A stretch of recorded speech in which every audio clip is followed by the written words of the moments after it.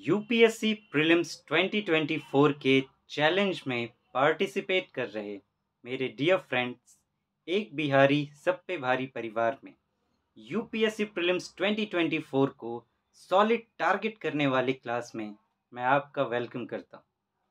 Friends, अगर मैं आपसे ये कहूँ कि प्रीलिम्स में जो क्वेश्चंस आते हैं उनमें से 75 क्वेश्चन करीब ऐसे होते हैं जिन्हें आप बिना नॉलेज के सॉल्व कर सकते हैं, तो क्या आप मानेंगे?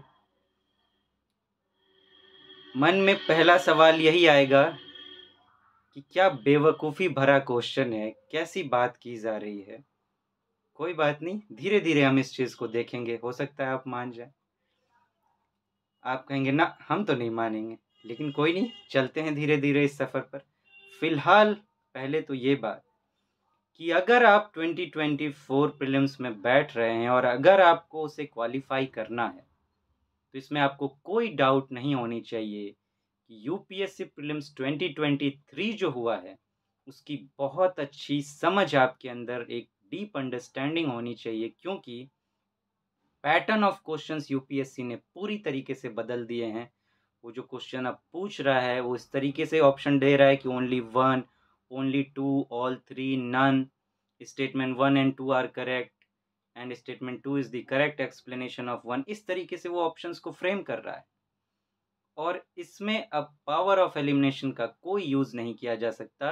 आपको सारे स्टेटमेंट्स के बारे में पता होना चाहिए, उसकी समझ होनी चाहिए, तभी आप आंसर तक पहुंच पाएंगे। इसीलिए हम 2023 जो यूपीएससी का प्रीलिम्स हुआ है उसको लेकर बातें कर रहे हैं। 4 कैटेगरीज में हम बातें करेंगे: single statement, double statement, triple statement and 4 and मोर, जिस बेस पर यूपीएससी क्वेश्चंस पूछता है। तो अभी हम सिंगल स्टेटमेंट वाले क्वेश्चंस को लेकर बातें कर रहे हैं, जो उस तरीके के क्वेश्चंस होते हैं जिनको टफेस्ट माना जाता है, क्योंकि इसमें आपको डायरेक्ट आंसर तक पहुंचना होता है और हमें यही लगता है कि बिना नॉलेज के तो इसे सॉल्व किया ही नहीं जा सकता। इस क्लास का मकसद यही है कि पहले तो आपकी नॉलेज जो भी है उस बेस पर आप जितना भी मार्क्स ला सकते थे उसमें 20 to 25% मार्क्स को बढ़ा देना, एक कुछ यूनिक स्किल आप में पुट करके। कभी कभी जानते हुए क्वेश्चंस गलत हो जाते हैं और ऑप्शंस के बीच में कंफ्यूजन बना रहता है, तो उस कंफ्यूजन को पूरी तरीके से मिटाकर 100% कॉन्फिडेंस के साथ आप कैसे सॉल्व करेंगे ये देखना। और सबसे बड़ी बात कि बिना नॉलेज के आप क्वेश्चंस को कैसे सॉल्व कर सकते हैं, इस पर बातें करना और यूपीएससी के माइंड को समझना कि वो किस माइंड से क्वेश्चंस को सेट करता है और फिर अपने माइंड को आप कैसे उसके माइंड के अनुसार ढालेंगे, ये देखना। तो फ्रेंड्स, सेट डी को लेकर हम बातें कर रहे हैं। काफ़ी क्वेश्चंस पर बात हम कर चुके हैं, ये उसका नेक्स्ट क्वेश्चन है, क्वेश्चन नंबर 87। सिंगल स्टेटमेंट वाले हम बात कर रहे हैं, तो जहाँ जहाँ सिंगल स्टेटमेंट वाला होगा हम एक एक करके उसे लेते चले जा रहे हैं। करीब 17-18 क्वेश्चंस पर हम बात कर चुके हैं। तो ये क्वेश्चन नंबर 87 है, आप डाउनलोड कर लें वो सेट डी या फिर हार्ड कॉपी निकाल लें तो आप डायरेक्ट यहाँ आ जाएंगे। Souls are not only the property of animal and plant life but also of rocks। कि जो आत्मा होती है वो सिर्फ जो जानवर और पौधे हैं उनकी प्रॉपर्टी नहीं है, बल्कि पत्थर जो होते हैं, बहती हुई जो पानी होती है, running water, and many other natural objects, और जितने भी दूसरे बहुत सारे नेचुरल ऑब्जेक्ट्स हैं, not looked on as living, जो देखने में लिविंग तो नहीं लगते, बाय अदर रिलीजियस सेक्ट, जो दूसरे जो धर्म है उनके द्वारा उनको जो है लिविंग नहीं माना जाता, आत्माएं उनकी भी होती हैं, ये कहना है।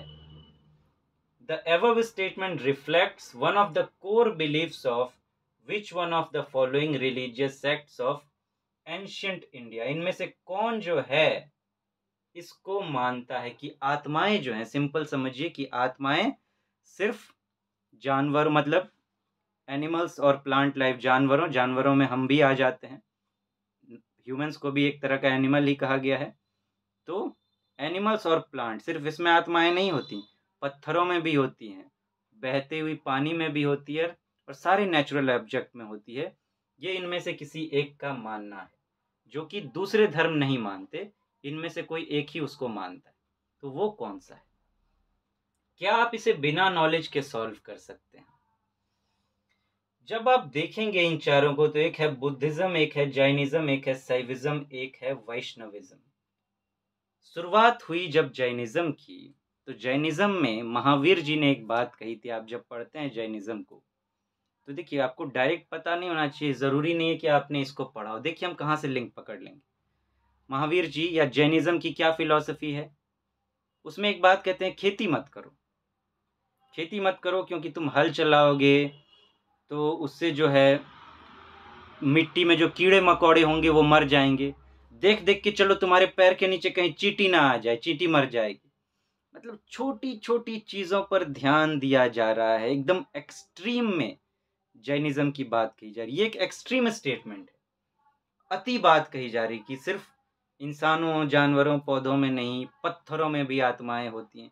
ये बहुत एक्सट्रीम में जाके बातें की जा रही हैं। और सबसे ज्यादा एक्सट्रीम इसमें कौन है? आप देखिए, जैनिज्म में कपड़े तक नहीं पहने जाते एक तरीके से। महावीर कैसे रहते थे? तो एकदम एक्सट्रीमिटी। और हम लिंक कहाँ से पकड़ रहे हैं? बस वो खेती वाली बात जो कही गई है, उसमें जो कहा जाता है कि आप इस तरीके से रहिए।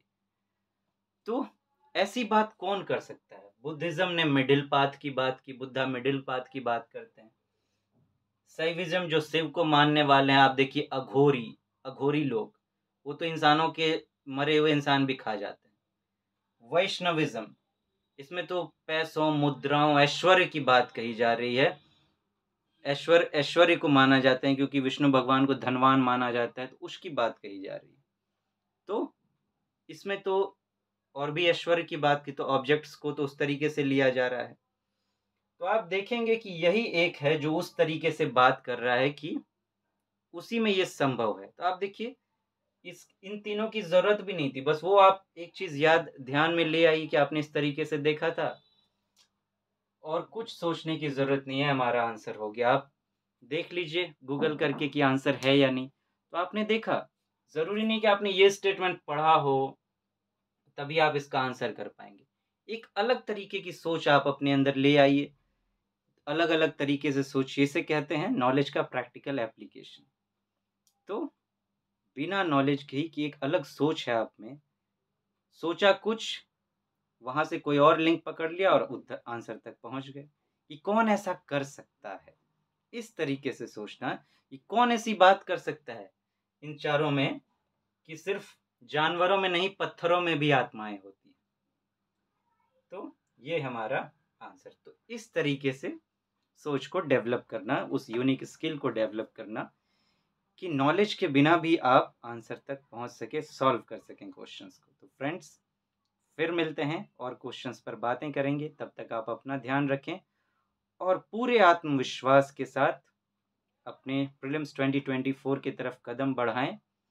सिर्फ ध्यान इस बात पर रखनी है कि कैसे हम अपने आप को इस लायक बनाएं कि हम अपना बेटर परफॉर्म कर सकें, बेस्ट परफॉर्म कर सकें। यही बस हमारे हाथ में, और किसी बात पर ध्यान नहीं देना है। Thank you so much. Have a nice day. नमस्ते जी।